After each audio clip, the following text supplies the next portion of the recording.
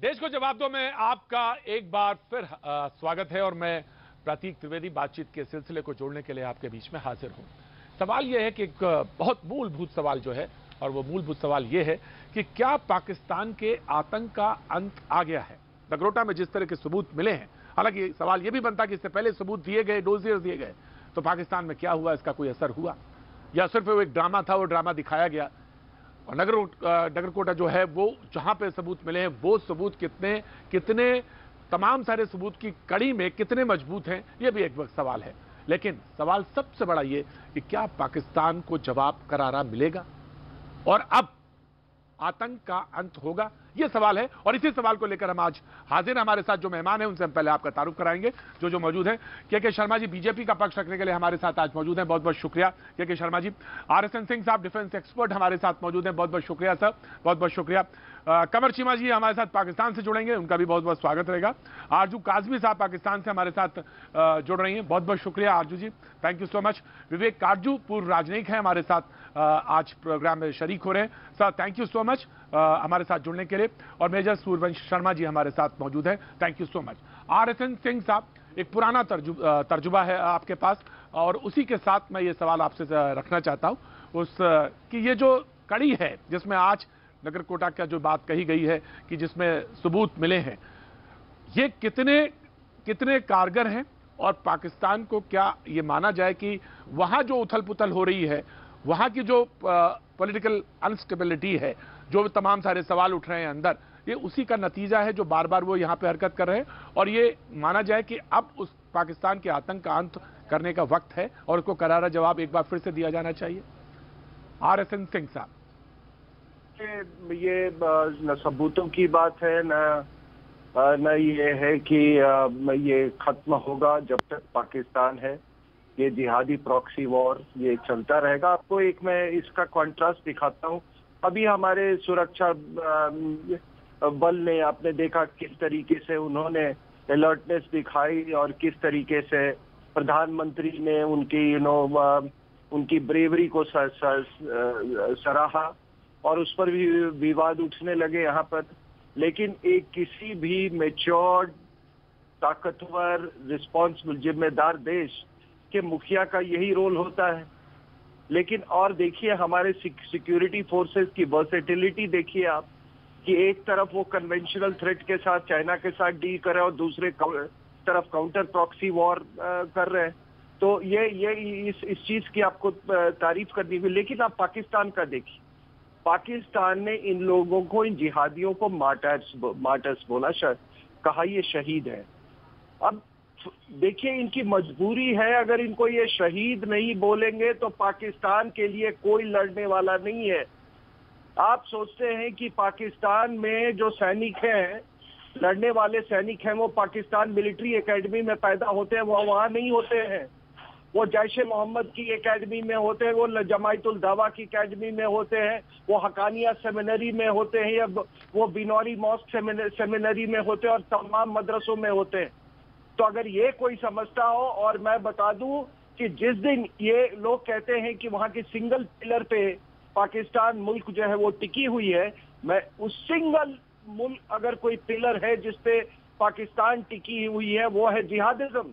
और आपको ये मालूम है कि हिंदुस्तान में, ये पाकिस्तान में कोई भी पाकिस्तान के लिए नहीं लड़ता है जिहादी, ये जान लीजिए।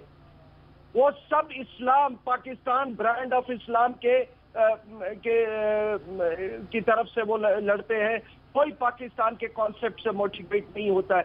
जिस दिन आपको ये बात समझ में आ जाएगी, जी साहब, वो बिल्कुल आपको ये मैं शुक्रिया मैं आपके पास आता हूं। कमर चीमा साहब मौजूद है, लेकिन विवेक काटजू जी पूर्व राजनयिक है। मैं मूलभूत सवाल तो मैं आप ही के पास रखना चाहूंगा कि आखिर इसकी वजह क्या, मैं आपके पास मुखातिब होता हूं। लेकिन कमर चीमा साहब जुड़ गए हैं, मैं उनके पास एक मिनट जाके फिर मैं आपके पास आता हूं। कमर चीमा साहब, आतंकी हमारे यहां हमला करे, हमारे यहां आतंक फैलाए, ये कैसे आप पड़ोसी हैं कि आप उसको शहीद का दर्जा देते हैं? शर्म आनी चाहिए सर, बहुत बहुत बहुत बहुत अफसोस के साथ कह रहा हूं, लेकिन आपको शर्म आनी चाहिए। देखें सिंपल सी बात है कि एक जगह पे आपने कब्जा किया हुआ है और अपनी फौज को बिठाया हुआ है, और वहां पे आप उन कश्मीरियों को किस पे कब्जा किया होगा भाई? नहीं, होल्ड ऑन। नहीं, कमर चीमा साहब प्रोग्राम में शरीक हो रहे हैं। कमर चीमा साहब आप प्रोग्राम में शरीक हो रहे हैं। नहीं, कमर चीमा साहब आप प्रोग्राम में, ये कोई प्रोपेगेंडा नहीं है ये। नो प्लीज, कोई प्रोपेगेंडा नहीं होगा। ये क्या आप बात करते हैं? कहां पे कब्जा कर रखा है? किसने कब्जा कर रखा है? किलिंग भी करते हैं और किसने कब्जा कर रखा है? कि वो दहशतगर्द हैं। वो न हक नहीं, वो हक पे मारे जा रहे हैं जनाब। वो अपनी आजादी के लिए लड़ रहे हैं। ये आपकी फौज गासिब फौज है, काबिज फौज है, जो कश्मीर में कब्जा करके बैठी हुई है। और आप कहते हैं कि कश्मीरी इस वक्त 21वीं सदी में सबसे बड़ी जंग कश्मीरी लड़ रहा है आज के दौर में, और अपनी मर्जी से लड़ रहा है, कोई एक्सटर्नल सपोर्ट के बगैर। कभी कमर चीमा साहब, मुझे बड़ा अफसोस होगा कमर चीमा साहब, कभी तो मुझे इतना अफसोस होता है, इतना अफसोस होता है, कश्मीरियों को इतना अफसोस होता है। कह रही है ये पाकिस्तान स्पॉन्सर कर रहा है। बीजेपी को कहे इलेक्शन जीतना है तो भाई उसके लिए पूरा हिंदुस्तान पड़ा हुआ है। कश्मीर में इलेक्शन जीतने के लिए ये नवंबर दिसंबर में इलेक्शन, अगर 2 साल बाद आप वहां इलेक्शन करवा ही रहे हैं और आपने प्रेसिडेंशियल रूल और गवर्नर रूल के जरिए कश्मीर को चलाया है, और अभी इलेक्शन करवाने के से पहले वहां कश्मीरियों का कत्लेआम शुरू कर दिया है ताकि कश्मीरियों के अंदर खौफ डालें। आप कमर चीमा साहब क्योंकि प्रोग्राम, कमर चीमा साहब आप सुनने की, कमर चीमा साहब आप सुनने की, कमर चीमा साहब आप सुन, ये ऐसे नहीं हो सकता, ऐसे नहीं हो सकता।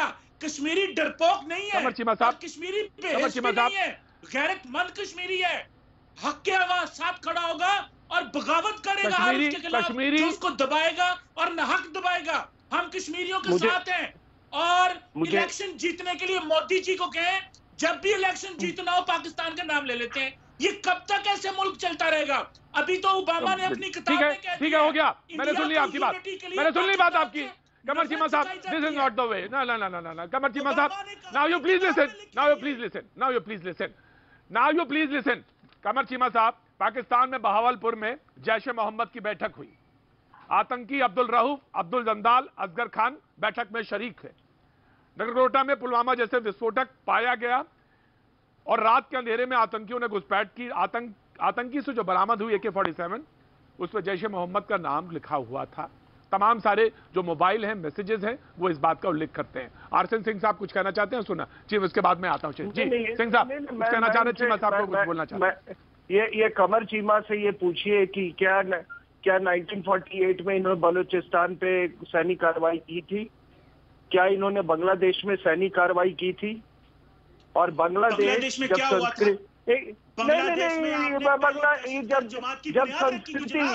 जब संस्कृति भारी पड़ा मजहब पे और आपके 2 टुकड़े हो गए तो आपके 6 टुकड़े होंगे, आपके 6 टुकड़े भी हो सकते हैं।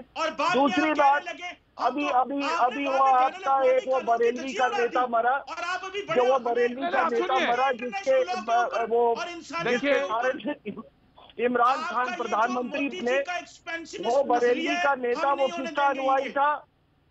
सैयद अहमद बरेलवी का। मैं बताता हूँ, उसने भी असल वजह मैं बताता हूँ चीमा जी, असल वजह मैं बताता हूँ, असल वजह मैं बताता हूँ, 1835 की बात कर रहा हूँ, वजह बताता हूँ। विवेक काटजू और साहब, ये आपने 4 जुमले उनको सारी वजह मालूम है। अरे भैया, चीमा साहब को सारी वजह मालूम है। चीमा साहब आप असली वजह सुनिए। बालाकोट में उसने अपना मुख्यालय, उसने बेस बनाया था कश्मीर पे कब्जा करने के लिए। वो उस समय रंजीत सिंह के किंगडम का हिस्सा था और आप उस समय से अभी तक लगे हुए, कुछ हासिल नहीं होगा। इसीलिए मेरी एक गुजारिश है, कि कृपया जितने विश्लेषक हैं हिंदुस्तान में, ये सब मैं नहीं सुनना चाहता कि पाकिस्तान में परिस्थिति है, उनका Imran Khan is in trouble, उनकी FATF आने वाली है। अरे जिहाद को हिस्टोरिकल फॉर्म में समझे। अगर आप जिहाद के डिस्कोर्स को बदल नहीं सकते तो please shut up, I will tell all the analyst. अगर आप 14 साल में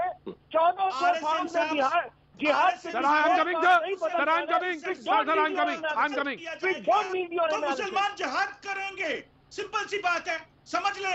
कश्मीर पे आपने कब्जा किया, कश्मीरी जिहाद कर रहे हैं। आप यहाँ बैठ के ये है जिहाद का फलसफा।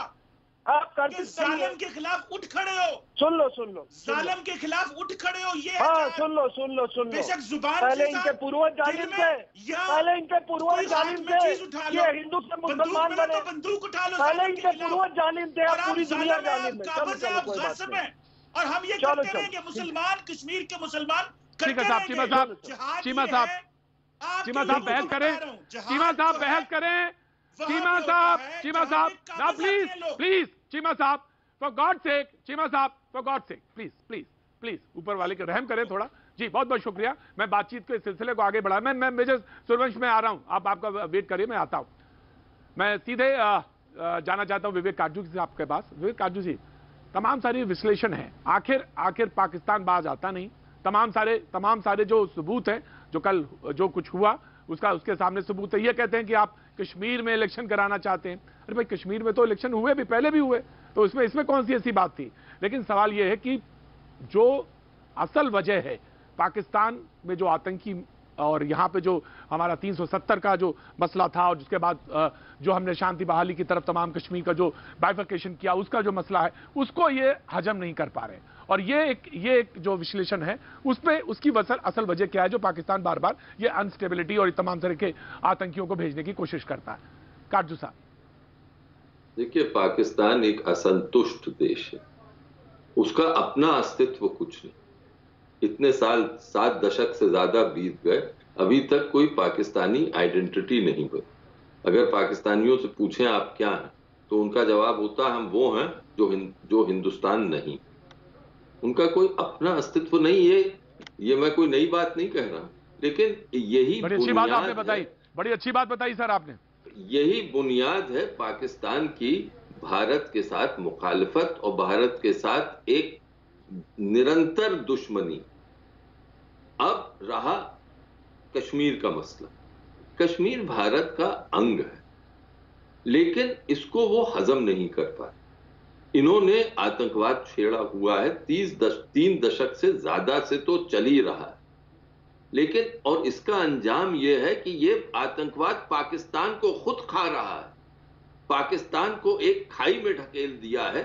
और पाकिस्तान जिसके ह्यूमन इंडस्ट्रीज जो हैं, ह्यूमन डेवलपमेंट इंडस्ट्रीज हमसे बेहतर थे भारत से, आज के दिन वो भारत से कहीं नीचे हो गए हैं और एक तरह से ये एक बीमार देश बन गया।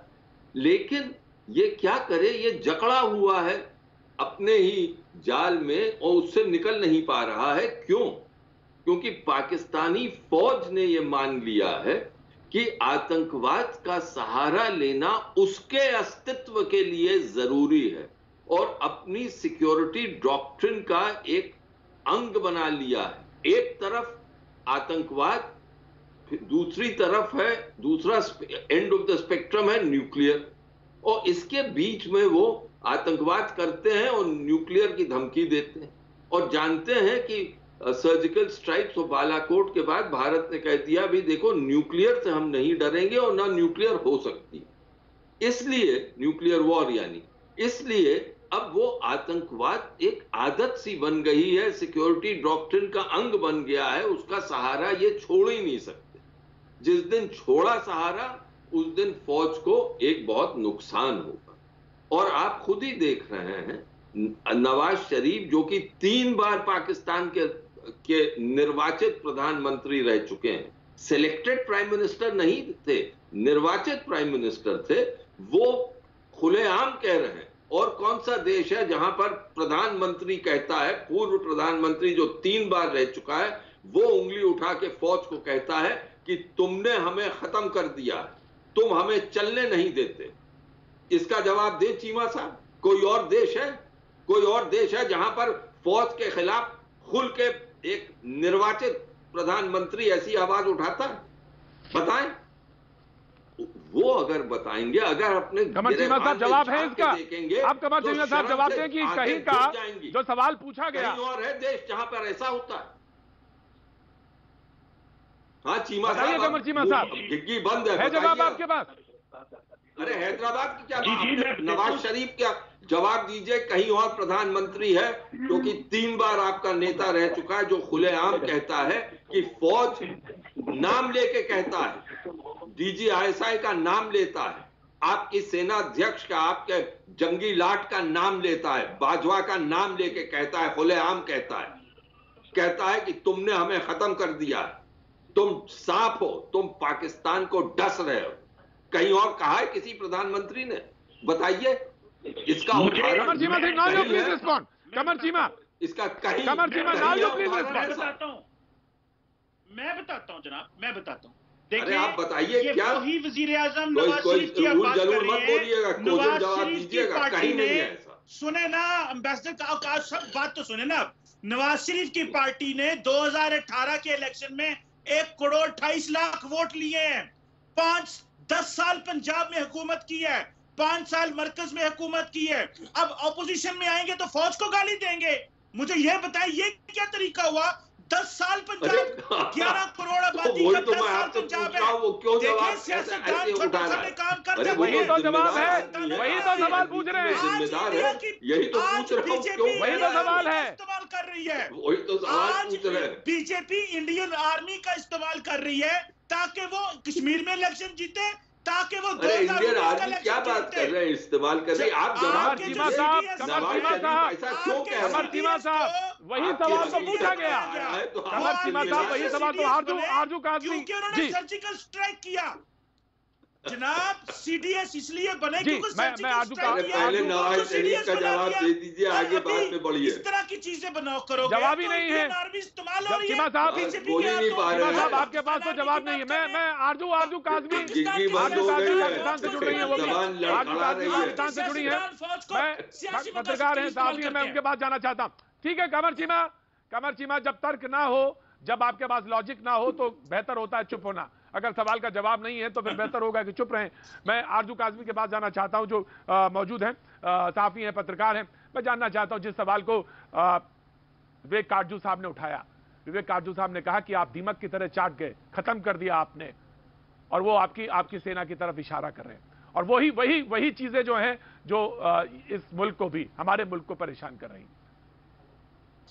देखिए सर, सबसे बड़ी बात तो ये कि जो बात आप लोग पहले कर रहे थे, उसको मैं 1 मिनट उसमें लूंगी कि जो आपने 4 लोग मारे हैं, आपने उनको लग तो ये रहा है कि खुद ही प्लान किया था, क्योंकि 2-4 दिन पहले DGISPR और शाह महमूद कुरैशी साहब की जो प्रेस कॉन्फ्रेंस हुई थी, जिसमें उन्होंने बताया था कि टेरर फंडिंग हो रही है इंडिया की तरफ से, और फैक्ट्स और फिगर्स भी दिए थे, आप चेक कर सकते हैं। उसकी वजह से आप लोग काफी घबरा गए हैं और इस तरह की बात कर रहे हैं।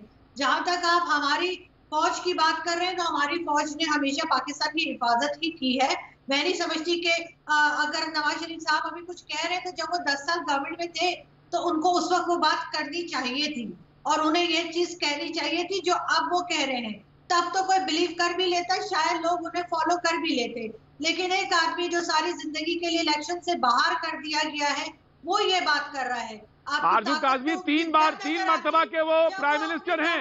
आरजू काजमी वो 3 मरतबा के प्राइम मिनिस्टर हैं, 3 मरतबा के प्राइम मिनिस्टर हैं, और वो ये बात कह रहे हैं, जिम्मेदार इंसान रहे। और जब आरजू काजमी 3 मरतबा के प्राइम मिनिस्टर हैं। उधर दिखानी चाहिए थी सर। अब आप प्राइम मिनिस्टर थे, ये बात तब करनी चाहिए। डेमोक्रेटिक मूवमेंट के साथ हो जाइए मैडम, अब आप डेमोक्रेटिक मूवमेंट के साथ हो जाइए, पाकिस्तानी डेमोक्रेटिक मूवमेंट के साथ हो जाइए, वही आपका उद्धार करेंगे आपके देश का। देखिए सर, जिस वक्त इंसान पावर में होता है ना, उस वक्त उसको बोलना चाहिए। जब बाहर निकाल दिया गया, मुल्क में भी वापस नहीं आ रहा, अरे उसने तो बड़ी कोशिश करी या गवर्नमेंट को बोलेगा तो वो बेकार बात है। आप लोगों को तो यही काम है ना कि आप पाकिस्तान की इस तरह की चीजें निकालते हैं जिसका कोई सर पैर नहीं होता। आप उसकी बात क्यों नहीं करते कि आपने एक भी आदमी जिंदा क्यों नहीं पकड़ा जो बताता उसको किसने भेजा था, कहां से आया था। आप तो उससे बहुत कुछ पकड़ती ना सर। पकड़ा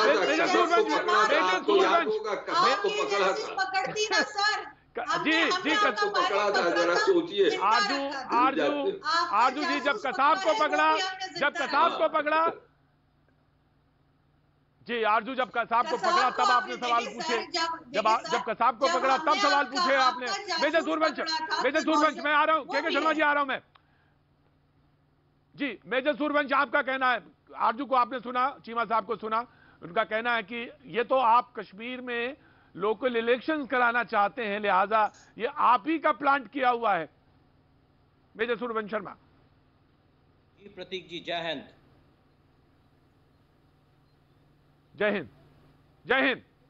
मैं कमर चीमा को और जो आपकी दूसरी पैनलिस्ट हैं पाकिस्तान से, इनको बताना चाहता हूं, जैसे कर्नल सिंह ने अभी बताया कि हमको ये चीज़ें प्लॉट करने की ज़रूरत नहीं है प्रतीक जी। हिंदुस्तान को ये चीज़ें प्लॉट करने की ज़रूरत नहीं है। We are a democratic country and हमारी जो अभी लीडरशिप है, जो नरेंद्र मोदी जी के जो लीडरशिप है, उसमें हमको इतनी छोटी मोटी चीज़ें करने की ज़रूरत नहीं है। हमारे पास स्ट्रॉन्ग एविडेंस है कि ये चारों लोग जो थे, जो कल मारे गए हैं, पाकिस्तानी हैं।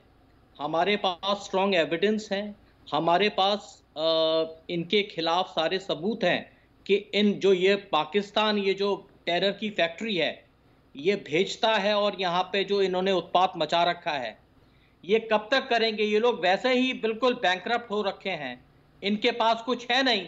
और अब ये कमर चीमा को समझना चाहिए कि पहली चीज कि कश्मीर जो है वो इंडिया का अभिन्न अंग है, इंटीग्रल पार्ट है कश्मीर। और ये जो बोलते रहते हैं अनाप शनाप, जो इनकी बात में कहीं भी कोई सब्सटेंस नहीं होता, कहीं भी कोई सब्सटेंस नहीं होता। ही शुड अंडरस्टैंड कि कश्मीर भारत का मुकुट है। अभी आप ये अल बलल बातें बोले जा रहे हैं, कभी आप स्पोक पर्सन, आप कश्मीर के हैं क्या? आपको कश्मीरी आती है कमर चीमा?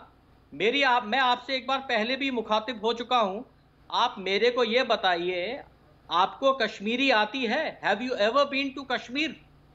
आपने कश्मीरी, आपको मालूम है कश्मीर की क्या लैंग्वेज है? बताएं आप बोल कि सकते आप हैं? भारत के जिस इलाके में नहीं गए वो आपका मुल्क नहीं है। अगर आप केरला में नहीं गए, आपको साउथ की लैंग्वेजेस आती हैं जो आप मुझसे कश्मीरी की पूछ रहे हैं? कश्मीर में 1000 दफा गया हूं, मैं कश्मीर गया हूं, मेरे कश्मीरी दोस्त हैं, मेरे कश्मीरी यार हैं, मैं कश्मीर जाता रहता हूं। लेकिन एक बात बता दूं आपको, आप जीतने के लिए छोटे छोटे काम करते रहते हैं। और दूसरी बात, अगर आज हम इंडियन पंजाब पे कब्जा कर लें तो आप लोग हमारे से नहीं लड़ेंगे। अगर पाकिस्तान इंडियन पंजाब पे कब्जा कर ले तो आप लोग लड़ेंगे नहीं। इसी तरह कश्मीरी आपसे लड़ते हैं क्योंकि आपने कश्मीर पे कब्जा किया हुआ है। आप एक काबिज लोग हैं, काबिज मुल्क है, काबिज फौज है। जब आप के शर्मा देंगे, दिन में ख्वाब देखते हैं। अच्छा चीमा साहब, बड़े ऑफिस में आ गए हैं। इमरान खान ने कहा था छोटे लोग बिल्कुल सही कह रहे हैं चीमा साहब, आपको सबक की ही जरूरत है। चीमा साहब, साउथ एशिया में जब आपको विवेक काटजू साहब ने सवाल पूछा, जनाब विवेक काटजू साहब तो मैंने बताया पूर्व राजनयिक है कि बिपिन रावत को पूर्व राजनयिक है, वो पूर्व राजनयिक है। और वो राजनयिक ने उसी भाषा में जब आपसे सवाल पूछा तो जवाब नहीं था आपके पास, जवाब नहीं है आपको। मोदी जी ने इस्तेमाल के शर्मा जी, ड्रामा करो, मैं तुम्हें सीडीएस बनाऊंगा। बिपिन रावत सीडीएस बने, सर्जिकल स्ट्राइक ड्रामा थी ना चीमा साहब, सर्जिकल स्ट्राइक ड्रामा थी ना, सर्जिकल स्ट्राइक ड्रामा थी। के शर्मा जी, प्रतीक जी सुनिए, तो ये भोपू को तो बंद कराइए, का इस्तेमाल हो रहा है सियासत में। इन भोपू को तो बंद कराइए प्लीज, ये भोपू को तो बंद कराइए। चीमा साहब now you please listen, Cheema साहब नाउ यू प्लीज लिसन। आप पूर्व राजनयिक की भी बात नहीं, राजनयिक की बात नहीं सुनना चाहते, डिफेंस की कोई बात नहीं सुनना, पॉलिटिकल बात सुनिए, पॉलिटिकल लाइन पे सुन लीजिए, वो ज्यादा समझ में आएगी आपको, पॉलिटिकल लाइन ज्यादा समझ में आएगी। जी प्रतीक जी, आप ISI के और सेना के 2 भोपू बुला के बैठाए हैं, ये क्या, ये स्वीकार कर ले कि हमने ये घटनाक्रम हुआ है, हमने किया है? ये कर लेंगे तो दूसरे दिन इनको इतने जूते पड़ेंगे कि ये पाकिस्तान भूल जाएंगे। तो इनके बंद कराइए, इसको बंद कराइए, इनको बंद कराइए। मैं सुन लीजिए, अरे चले काम करते हैं, अरे किनारे लगो यार, तुम्हारे जैसे पाकिस्तानी खड़ेंगे जनाब। अब आइए प्रतीक जी विषय। देखिए, आज मुझे खुशी हुई, कमर चीमा ने इस बात को स्वीकारा कि हाँ, भारत ने सर्जिकल स्ट्राइक किया। अपनी बातों में इन्होंने स्वीकारा अभी कि बीजेपी ने भले ये मान के स्वीकारा कि आरोप लगाते हुए कि चुनाव के लिए किया, लेकिन ये सर्जिकल स्ट्राइक स्वीकार लिए कि हाँ, हम वहां पर, हमको अच्छी तरह से ठोका था भारत की सेना ने उनकी धरती पर। अब दूसरी बात मैं कहना चाहता हूं कि ये कह रहे हैं कि हम कश्मीरियों के हित में खड़े होंगे। अरे तुम पाकिस्तानियों के हित में ही नहीं खड़े हो पा रहे हो। पाकिस्तान पाकिस्तानियों का हित नहीं खड़ा हुआ है। कोरोना काल के अंदर में प्रतीक जी आपको ध्यान होगा, जितने पाकिस्तानी विदेश में थे और चाइना में जहां पर ये कोरोना उपजा था, इन्होंने साफ मना कर दिया कि हम अपने देश के वासियों को भी वापस नहीं लाएंगे। ये तो पाकिस्तानियों के भी नहीं है। पाकिस्तान इसलिए इनसे चिढ़ती है पाकिस्तान की जनता और आज प्रश्न उठा रही है। और रही बात जहां तक कश्मीर के चुनाव की ये बात कर रहे हैं, कश्मीर में यदि लोकल बॉडी की यदि चुनाव हो जाता है तो इनका मुंह क्या बचेगा? ये पाकिस्तानियों को मुंह क्या दिखाएंगी इनकी सेना, इनके जो राजनीतिक दल है? क्योंकि ये इसी नाम से तो वहां रोटी खा रहे हैं, इनको तो राजस्व उसी से मिल रहा है। वहां की जनता पूछ रही है ना कि भारत ने 370 समाप्त कर दिया, तुम्हारा तो अब कश्मीर में बचा क्या? और वहां फिर से चुनाव होंगे लोकल बॉडी के, और उसके बाद फिर विधानसभा के चुनाव होंगे, आगे लोकसभा होंगे, तो वहां तो वो तो भारत का अभिन्न हिस्सा, वहां तो चुनाव हो रहा है। तो आपकी वहां हैसियत क्या है पाकिस्तान की? किस मुंह से बात करेंगे? तो पाकिस्तान वाले ही इनके नेताओं को, इनकी सेना को जूते मारेगी। इसलिए मैं आपको ये कह रहा हूं, और आखिर किसी को कोई भ्रम नहीं होना चाहिए। प्रतीक जी, मैं आपको बताता हूं, ये बात ठीक है, अटल जी ने बहुत सही बोली थी कि हम पड़ोसी नहीं बदल पाएंगे, लेकिन पड़ोसी की हरकत इस स्तर की है जो काटजू साहब ने कहा, ये भस्मासुर है, इनकी मौत भस्मासुर की तरह होने वाली है। ये अपने ही हाथों मरेंगे, क्योंकि इन्होंने वो बीज वहां बोया है अपने। सवाल ये है कि ये भूखे भी मरेंगे। राइट सर, मैं आ रहा हूँ चीमा साहब, आ रहा हूँ, मैं आपके पास आता हूँ, मुखातिब होता हूँ।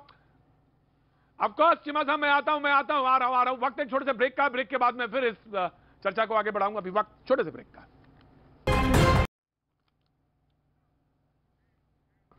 देश को जवाब दो में आपका एक बार फिर स्वागत है। बातचीत के सिलसिले को आगे फिर से जोड़ते हैं। नगरोटा में जो सबूत मिले हैं वो पाकिस्तान के आतंकी ओर इशारा कर रहे हैं। अब सवाल यह है कि पाकिस्तान ये बार बार क्यों कर रहा है? जैसा कि शुरुआत में RSN सिंह साहब ने कहा था कि देखिए वो बाज आने वाले नहीं है, आप चाहे तमाम सबूत दीजिए, डोजियर दीजिए, लेकिन वो यही करेंगे क्योंकि उनको यही करना है। सवाल यह था कि काजू साहब ने भी कहा कि पाकिस्तान की बुनियाद यह है कि वो हैं जो भारत नहीं है, यानी हिंदुस्तान जो नहीं है वो हैं।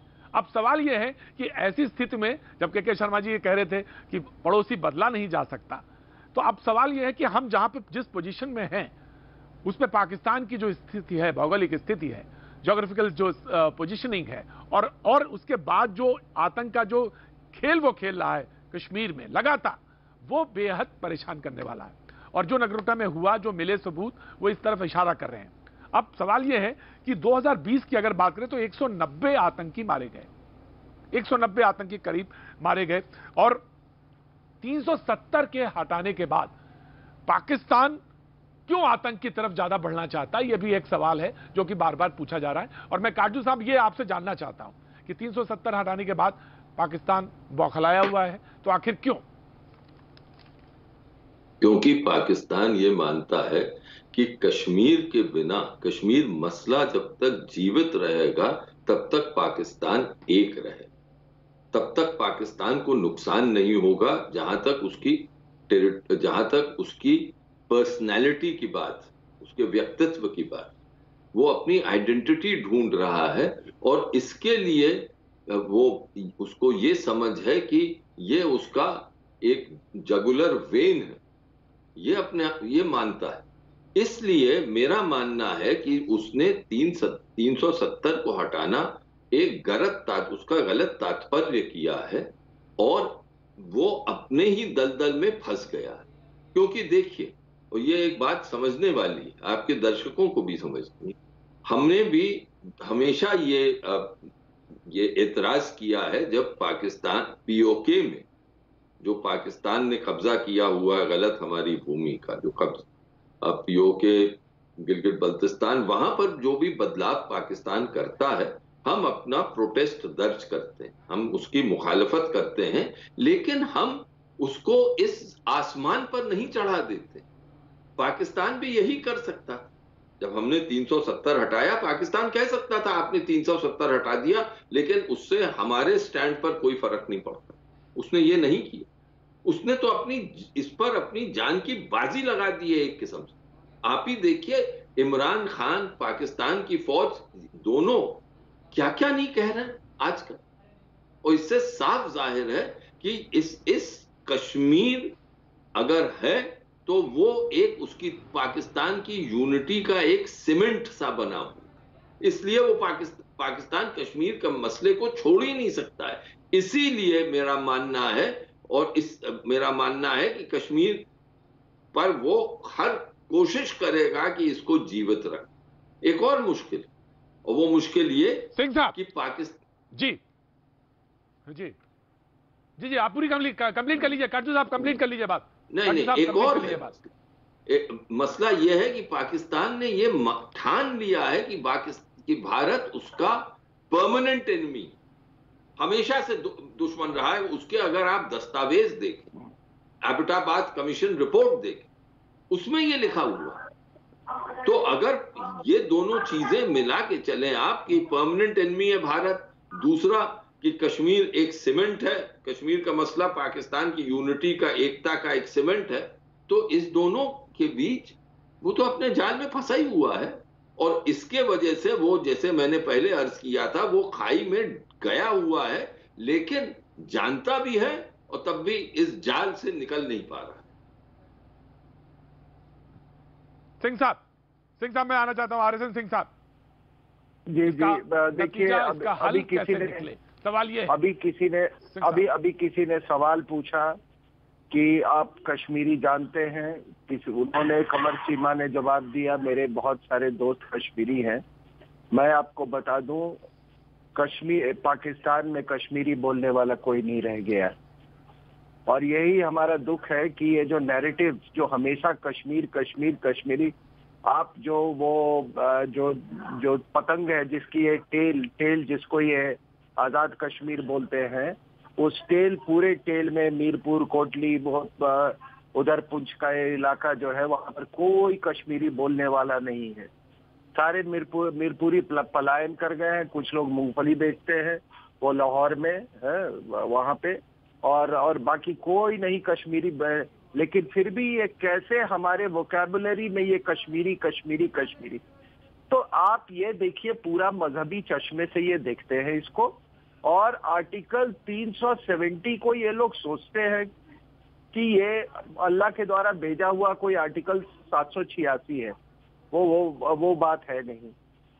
दूसरी बात देखिए, काजू साहब ने बड़ा अच्छा मुझे लगा वो ये उनका यही पूरा अस्तित्व है कि हम वो हैं जो हिंदुस्तान नहीं है। अब आप देखिए, इनके पूर्वज इधर भी थे, हिंदुस्तान में थे, वहां पर फेंसिंग तो हमने लगा दी इनकी हरकतों के कारण, जहां भी आई भी है। उस तरफ भी इनके पश्तून्स के वो थे, उधर भी फेंसिंग लगा दी। अब इनकी जो पूरी आर्टरी जो है, समझ रही है, जो इनका खून का जो मेन आर्टरी है, वो अब चाइना से वो पूरा वो जा रहा है, ये बनाने की कोशिश कर रहे हैं ग्वादर के। तो ये तो इनकी आइडेंटिटी क्राइसिस है। उधर फेंसिंग, इधर फेंसिंग, अपने पूर्वज से ये बैरियर लगाते रहे। चीन के साथ, उनके साथ आर्टरी उनको ये कर दिया लेके। और वो भी आर्टरी कहाँ से ये है, तो वो पाकिस्तान ऑक्यूपाइड कश्मीर, गिलगिट बाल्टिस्तान से। अब इनकी ये हालत है। आप इधर ये बोलेंगे आपने जी कश्मीरियों पे इतना जुल्म किया जी, इधर उतना जुल्म हो रहा है। अभी इनकी जवान, इनके हुक्मरानों की जवान क्यों बंद हो जाती है जब यूगुर मुस्लिम्स की बात होती? तो इनका जो इस्लाम भी है वो भी बहुत सिलेक्टिव है। मैं इसको क्रूड वे में अगर मैं बोलूं, वो टोटली एंटी हिंदू है, टोटली एंटी हिंदू है। इनका वही है कि भैया हमने तो कन्वर्ट करके एक मुल्क ले लिया है। और यही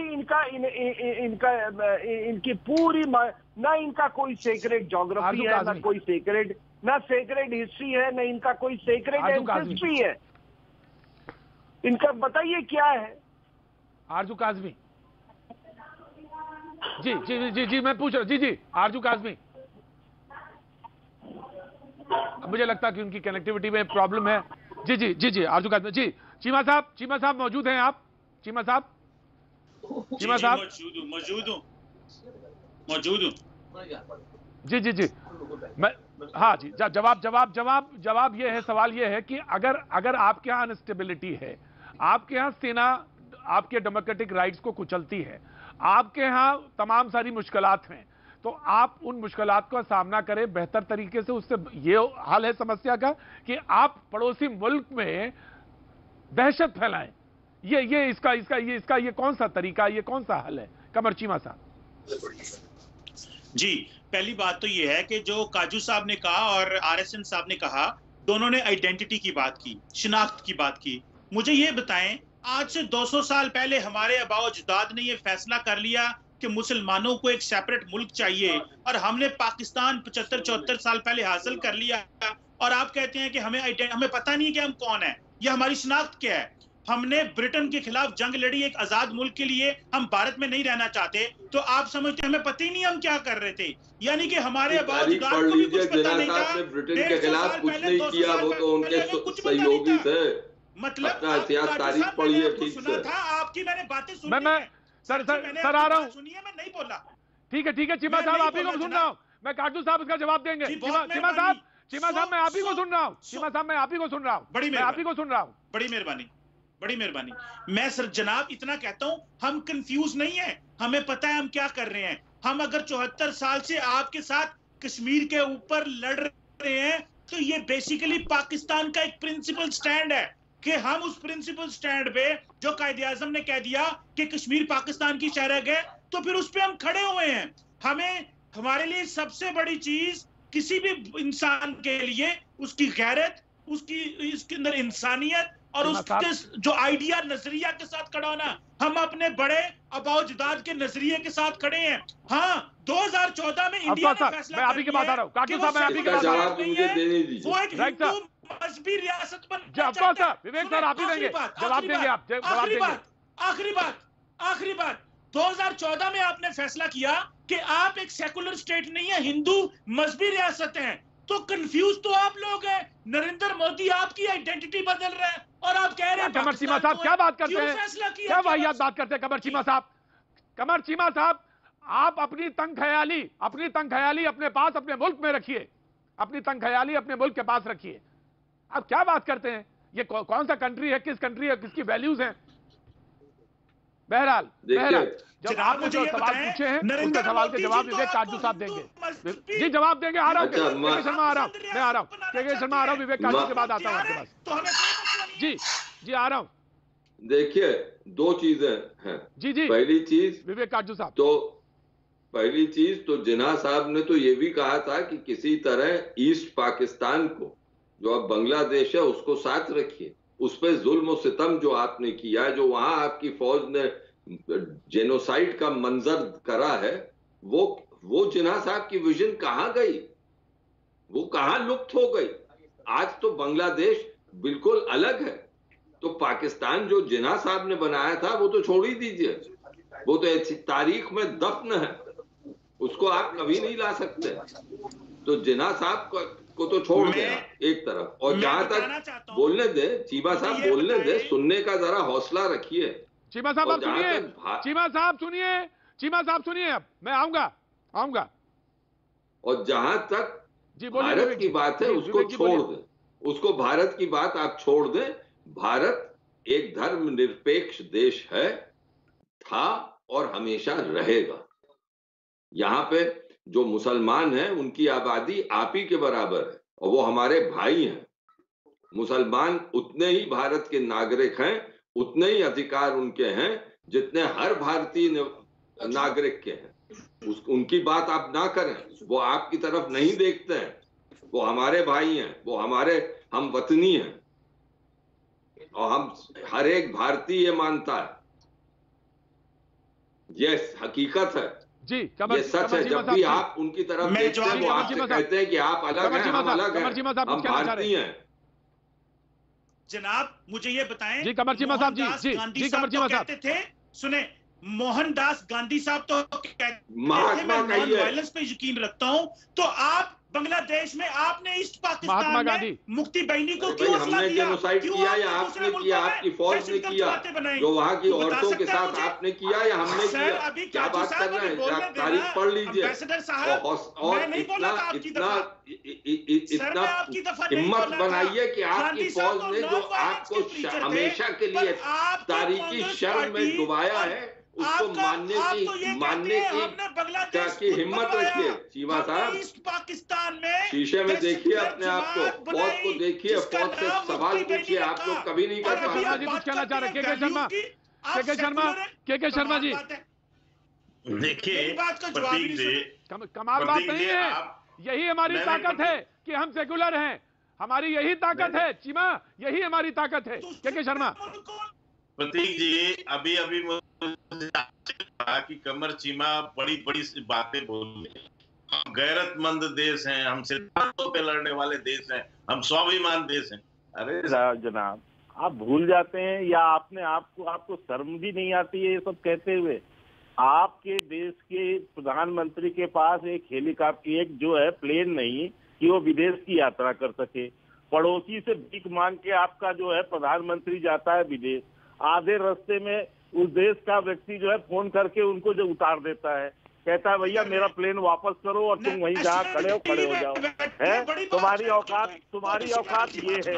अभी तुम्हारे विदेश मंत्री एक मिनट, अभी इसको बंद कराइए, ये भोपू को बंद कराइए, प्रतीक जी इसको बंद कराइए, इनको बंद कराइए, इनको मैं अभी बता रहा हूँ। चीमा साहब सुनिए, चीमा साहब सुनिए, चीमा साहब सुनिए, चीमा साहब सुनिए, चीमा साहब सुनिए, ये सुनिए, अभी इनके विदेश मंत्री सऊदी अरब गए, वहां जाके कटोरा इन्होंने फैलाया, उसने मुंह पे मारा कि जाके वापस जाओ, भारत से पहले अपना संबंध सुधारो, मैं तुम्हें 2 रुपया भी नहीं देने वाला। तो इनका विदेश मंत्री जो है चला गया चीन कटोरा लेके।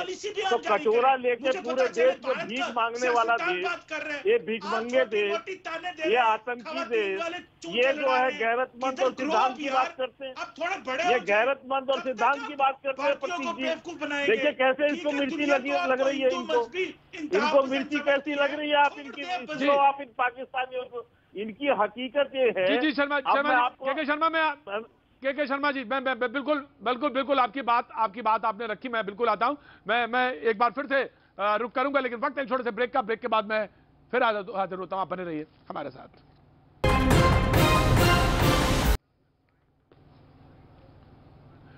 देश को जवाब दो में आपका एक बार फिर स्वागत है। बातचीत के सिलसिले को एक बार फिर से जोड़ेंगे।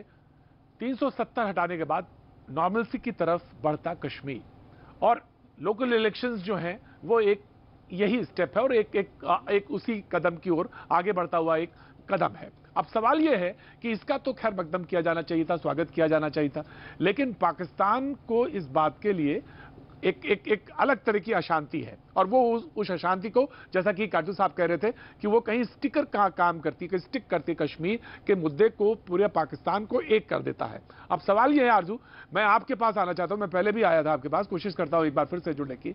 आप सहाफी हैं, आप पत्रकार हैं, मैं जानना चाहता हूं इस बारे में, जब आप डेमोक्रेटिक राइट्स की बात करते हैं, आप डेमोक्रेसी की बात करते हैं, तो आपको तो इस बात के लिए स्वागत किया जाना चाहिए था। जब कश्मीर में लोकल बॉडी इलेक्शंस हो रहे हैं तो इसका तो स्वागत किया जाना चाहिए, जब ना जाके अशांति फैलाने के लिए। आरजू काज़मी, देखिए सबसे पहले मैं ये कहना चाहूंगी कि आपको अपनी जो एजेंसीज हैं, जो आपकी फौज है, उसको पाकिस्तानी आर्मी से कुछ सीखने की जरूरत है। और वो ये कि जब इस तरह के कोई अटैक्स होते हैं, इस तरह की कोई बात होती है, तो उन लोगों को आप जिंदा पकड़ें। पाकिस्तान में जब आपका पायलट आया है, जब आपके जासूस आए, कुछ भी हुआ, हमने जिंदा पकड़ा, हमने प्रूफ दिया कि ये लोग थे। आपको उनमें से कम 4 में से एक को तो जिंदा रखना चाहिए था, पूछना चाहिए था किसने भेजा है, कहाँ से आए हो। ये तो सब प्लांटेड लग रहा है, हर कोई यही कह रहा है आप लोगों ने खुद ही ये सब कुछ प्लान किया था और आप लोगों ने खुद ही, क्योंकि जैसे मैंने पहले कहा कि DGIS की जो प्रेस कॉन्फ्रेंस आरजू मैं बीच में टोकता नहीं हूँ, आरजू मैं बीच में टोकता नहीं हूं, मैं उस तरह का एंकर नहीं हूं जिसको कि बोलने का, किसी को बोलने ना दें। ये मुझे लगता है कि आप अगर मेहमान बुलाते हैं तो आपका पूरा हक है कि आप बोलें, अपनी बात कहें। लेकिन मैं इतना तो क्योंकि आप सहाफी हैं, आप भी पत्रकार हैं, मैं भी एक पत्रकार हूं, इतना तो मुझे राइट है कि मैं आपको बताऊं कि आपके पार्लियामेंट में आप ही के मिनिस्टर का क्या, आप ही के नेता का क्या पार्लियामेंटेरियन का स्टेटमेंट है, उसको तो मैं आपको बस सिर्फ याद ही दिला सकता हूं। और बाकी तो आपको कुछ पता ही होगा कि आपने मेरे पायलट को सब सौंपा तो किन कंडीशंस में और क्यों सौंपा, ये तो मैं बस आपको सिर्फ याद ही दिला सकता हूं, बाकी तो मैं कुछ कह नहीं सकता। और जहां तक रही आर्मी का ट्रैक रिकॉर्ड, आप अपने यहां खोल के देखिए, आप अपने यहाँ ट्रैक रिकॉर्ड देखिए खेल के, और अगर आप हमारा कोई इशारा करेंगी तो मैं बिल्कुल, मैं यहाँ पे 2 लोग आर्मी से जरूर बैठे हुए, मैं उनसे एक्सपर्ट हैं, एक डिफेंस एक्सपर्ट है, एक आर्मी से हैं, तो रिटायर्ड हैं, तो मैं उनसे जरूर पूछ लूंगा। लेकिन आप अपने यहाँ ट्रैक रिकॉर्ड देखिए। जी आरजू सर, बिल्कुल एक दूसरे से सीखने में कोई हर्ज नहीं है। अगर कुछ हम आपसे सीख सकते हैं या आप हमसे सीख सकते हैं, उसमें कोई बुरी बात नहीं है। और जहां तक पार्लियामेंटेरियन की बात करें तो आप बिल्कुल अच्छी बात है। जो पॉलिटिशियंस हैं, उन्होंने क्या कहा था, नरेंद्र मोदी जी को सरेंडर मोदी कहा था। तो ये तो पॉलिटिशियंस तो कुछ भी बात करते हैं। और दूसरी बात जो आप बात कर रहे हैं उनकी, जो हमारे नहीं, देखिए ये गलत, ये देखिए आरजू पार्लियामेंट के अंदर का बयान है, वो आपकी पार्लियामेंट के अंदर का बयान है आरजू वो आपके पार्लियामेंट के अंदर का बयान है, वो और कहीं बाहर का नहीं है। और हाउस के फ्लोर पे जो बयान है वो अलग मायने रखता है। आजू रैली में दिया गया बयान और है, लेकिन फ्लोर पे जो बयान है उसके मायने कुछ और होते हैं, है ना। आप जानी मानी पत्रकार हैं, आप जानी मानी पाकिस्तान की पत्रकार हैं। कि वो आगे की बात कर रहे थे, दूसरे इवेंट की बात कर रहे थे, उसके बाद जो पाकिस्तान ने जेट भेजे थे, फवाद चौधरी ने एक्सप्लेन किया था, उनके ट्विटर को भी आप चेक कर सकते हैं। उनकी बात का आप लोगों ने गलत मतलब निकाला हुआ, हरगिज ये नहीं कह रहे थे जो आपकी समझ में आया। उन्होंने कहा था हम उसके बाद के इवेंट को कह रहे हैं।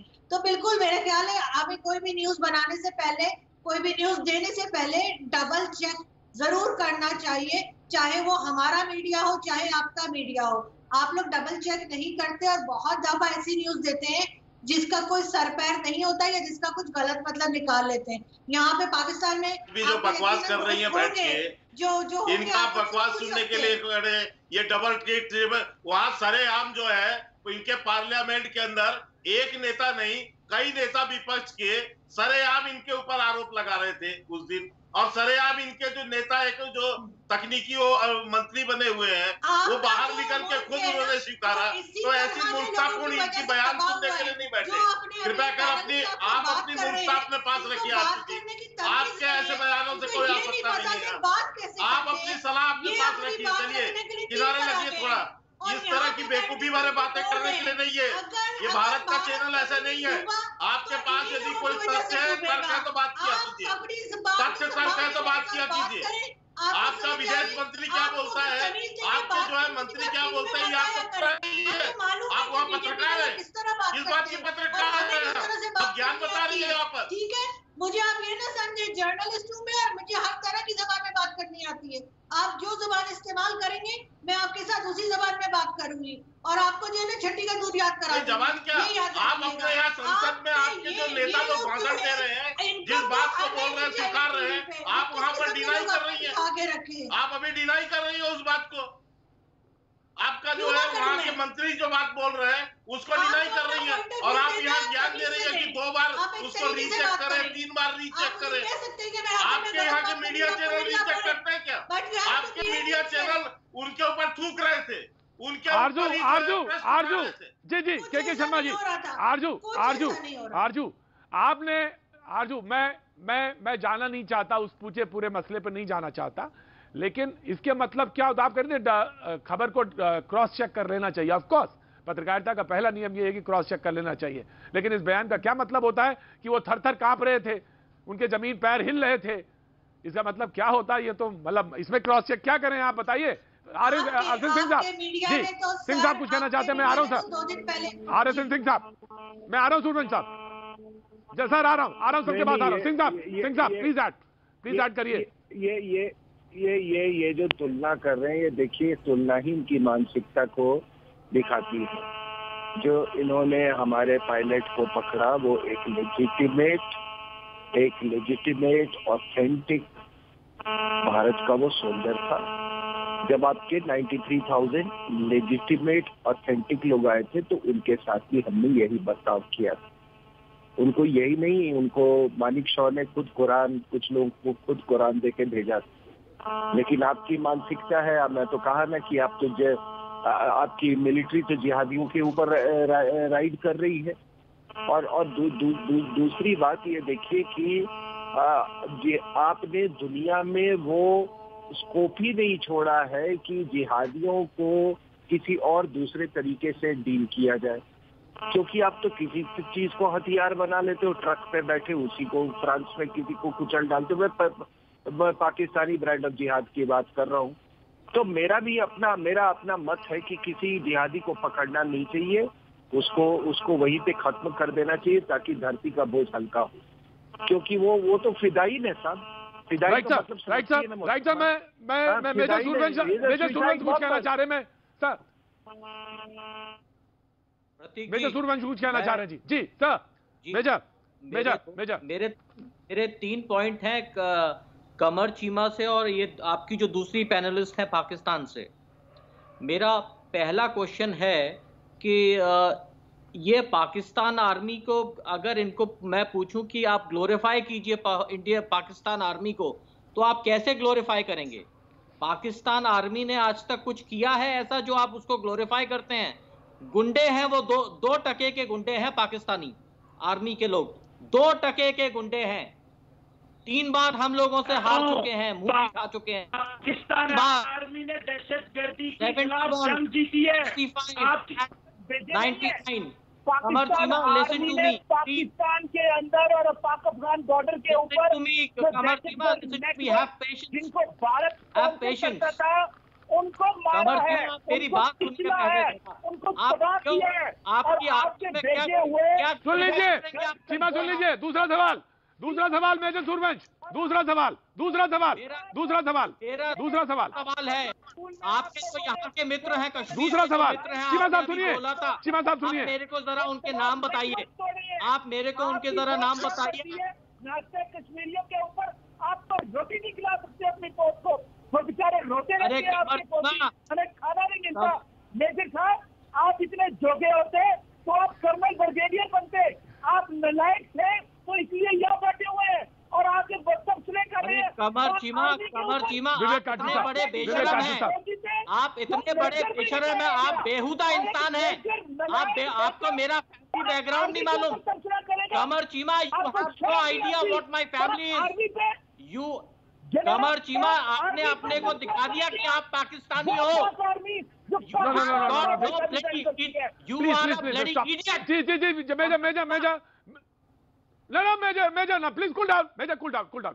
Cool down. वक्त आज अभी सिर्फ इतना, मुझे मालूम है बहस कहां तक पहुंच गई, आज अभी सिर्फ इतना। फिर मिलेंगे, मुलाकात होगी आपके सोमवार को, बने रहिए हमारे साथ।